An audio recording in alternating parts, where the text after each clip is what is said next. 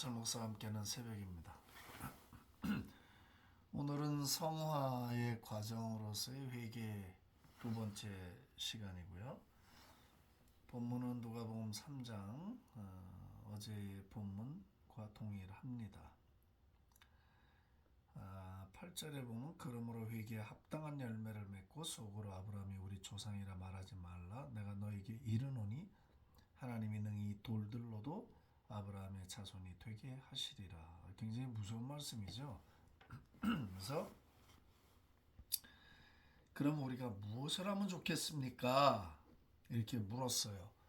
그러니까 회개에 합당한 열매를 맺어라. 세례 요한이 아주 독하게 독사의 자식들이라는 표현을 써가면서 이제 진리로 도전을 했거든요. 무뎌진 양심과 종교적인 삶에 대한 도전이었어요. 이제 당황이 됐어요. 직설적으로 찌르고 들어오니까 당황이 되죠. 사람이 뭐 그렇잖아요.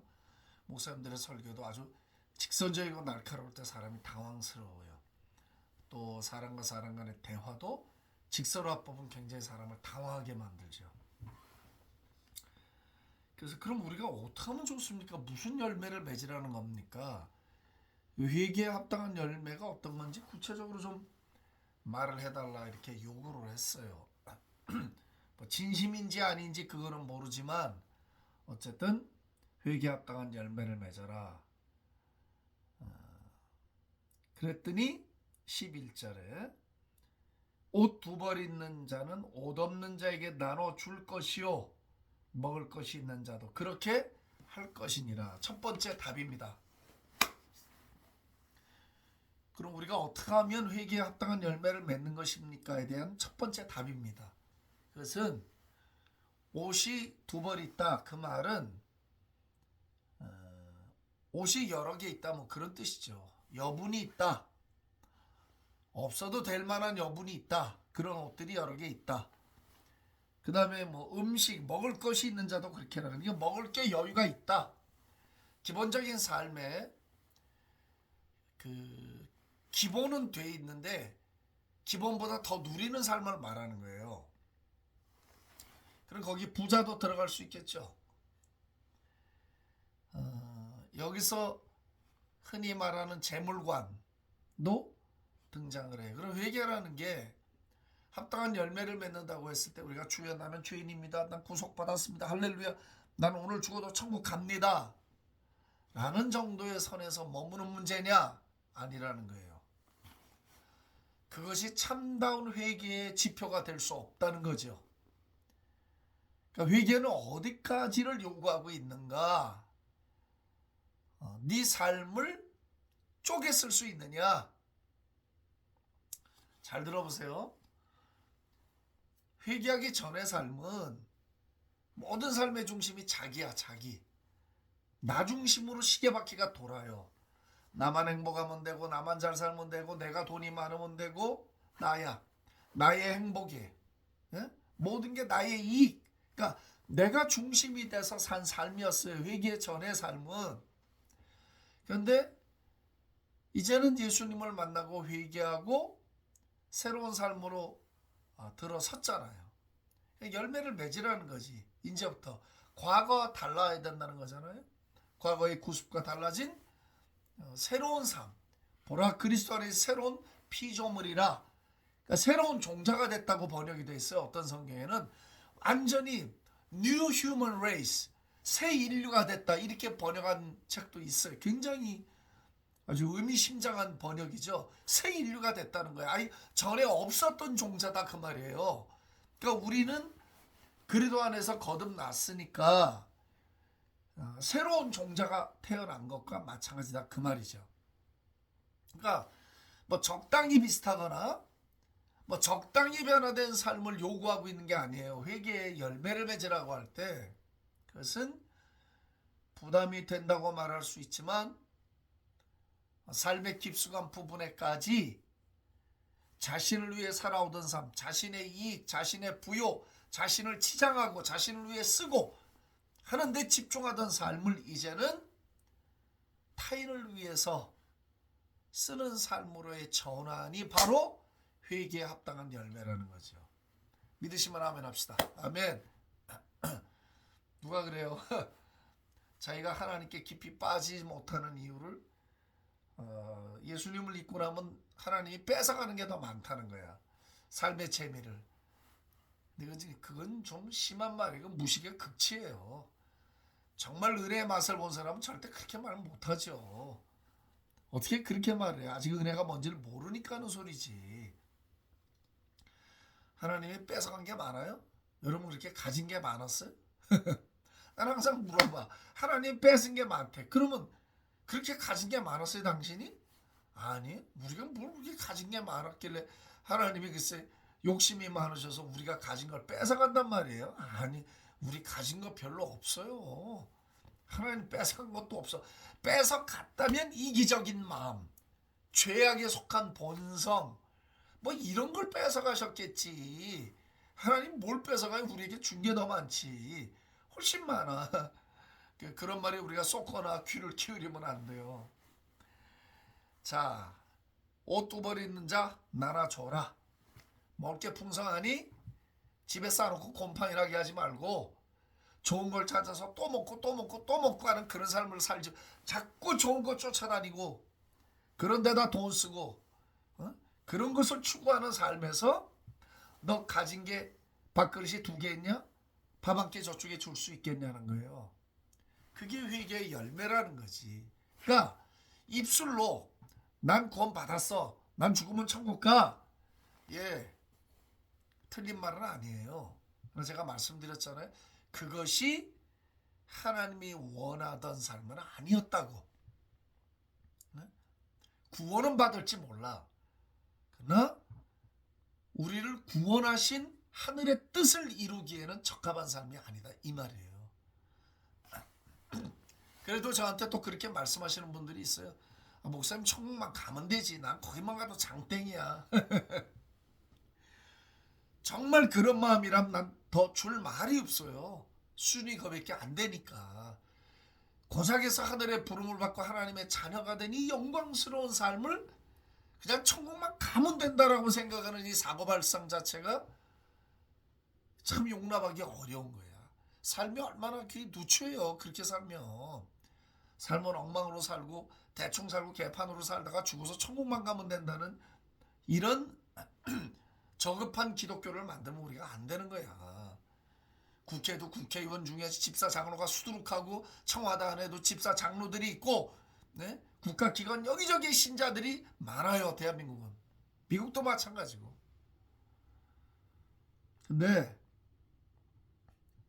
거기서 정말 선을 딱 그어놓고 내가 지금 죽어서 천국 가는 게 문제가 아니다. 그건 기본기지. 당구로 말하면 30담아지. 예? 그게 문제가 아니잖아. 그 안에서 하나님의 사람답게 윤리적으로 살고 도덕적으로 살고 거룩하게 살고 진리의 목을 걸고 사는 삶. 주님이 원하시는 게 그거잖아. 삶으로 사는 거. I live Jesus 그래요. 나는 예수를 사는 거야. 내 삶으로 그냥. 예. 그래서 첫 번째 회개에 합당한 열매는 가진 걸 나눠주는 삶을 살라는 거예요. 그럼 부자에게만 해당되나요? 아니요. 부자에게만 해당되는 말은 아니에요. 저도 선교사예요. 하나님이 달달이 먹여주시는 그 재정의 공급이 없이 저는 하루를 살 수가 없어요. 한 달이 정산이 안 돼요. 그래도요. 살면서 단 한 번도 누구한테 누추한 소리 해본 적 없어요. 왜? 하나님을 믿으니까. 저분이 날 불렀는데 날 굶기시면 저분이 날 부른 게 아니에요. 아버지가 나를 불렀으면 책임을 지시는 분이지 어떻게 모른 척하고 무관심하실 수가 있어. 아니에요. 나는 그렇게 믿지 않아요. 그래서 사람에게 아쉬운 소리를 하지 않는 거죠. 일생을 그렇게 보호해 주셨고 인도해 주셨으니까 난 그분을 믿고 가는 거지. 내가 어디 다른 데 내가 소스가 있는 게 아니잖아요. 그러면 저도 그런 삶을 살 때 저 역시 물질이 필요해. 제 삶을 살아가기 위해서 필요가 있으니까 쓸 것이 있고. 근데 난 기도했어요. 하나님, 난 나만을 위해 쓰는 삶으로 목사의 삶을 마무리하지 않게 해주십시오. 저도 제 호주머니에서, 저도 제 자신의 것으로 다른 선교사들을 돕고, 늘 그렇게 하지는 못해도 허락하는 한 최선을 다해서 놀아주며 살 수 있는 은혜를 주십시오라고. 예, 이제 나이가 1살 2살 더 먹어가니까 그런 마음이 더 많이 들어요. 그리고 그분 앞에 서는 날을 자꾸 생각하게 돼요. 경주를 잘 끝내야 되겠다. 부끄러움을 안 남겨야 되겠다. 그리고 주님이 잘했다라는 말씀을 하시도록 내 삶에 은혜로 이 일을 잘 해야 되겠다는 생각이 머리를 꽉 채우고 있어요, 제가. 근데 그것이 제 삶의 윤활유가 돼요. 그게 짐이 되거나 눌리는 게 아닙니다. 기쁨의 원인이 되고 순종의 원인이 되고 더 풍성한 삶으로, 더 아름다운 삶으로 진입할 수 있도록 도와주고 있더라고요. 그래서 참 사람들은 나이를 안 먹으려고 애를 쓰는데 저는 그건 아주 기독교적인 사고에선 잘못된 방식이라고 봐요. 아니요. 무르익어가고 그런 삶을 살아갈 수 있는 경지에 이르는 나이 먹으면 굉장히 좋고 아름다운 거예요. 우린 또 그 과정을 지나가야만 하고 반드시 무르익어가는 거죠. 그런 의미에서 나이가 든다는 건 굉장히 복된 일이에요.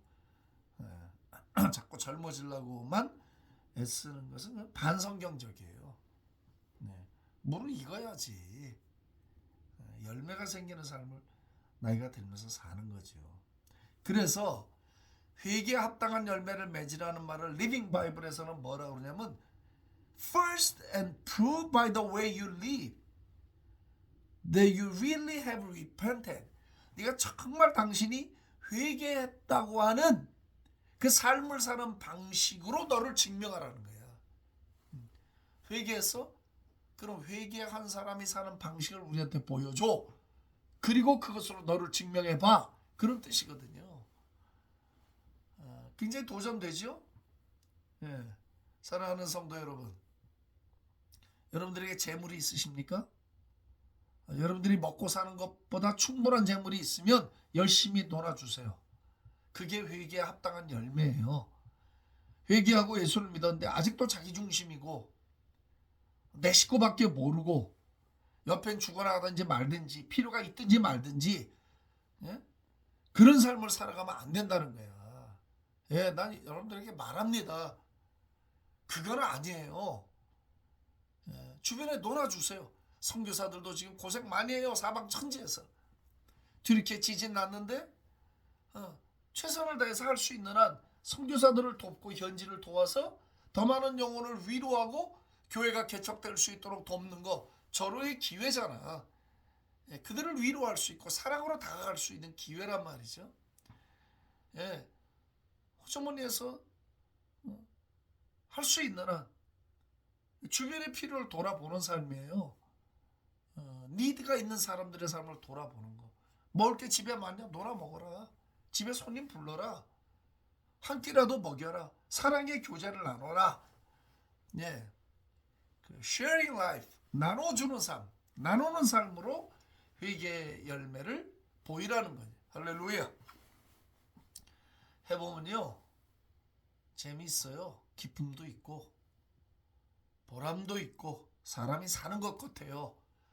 사람이 제일 비굴하고 비참할 때가 언제냐? 이기적으로 살 때야. 항상 자기밖에 모르고 모든 역사의 중심이 자기를 중심으로만 돌아야 돼. 어디가 모임에 가도 그냥 누가 무슨 얘기를 해도 듣질 않아. 결국 자기 얘기만 해. 죽어라 자기 얘기만 하고. 네, 그런 사람들은 좀 멀리 해야 돼. 가까이 두면 안 돼요. 그들한 얘기는 아니지만은.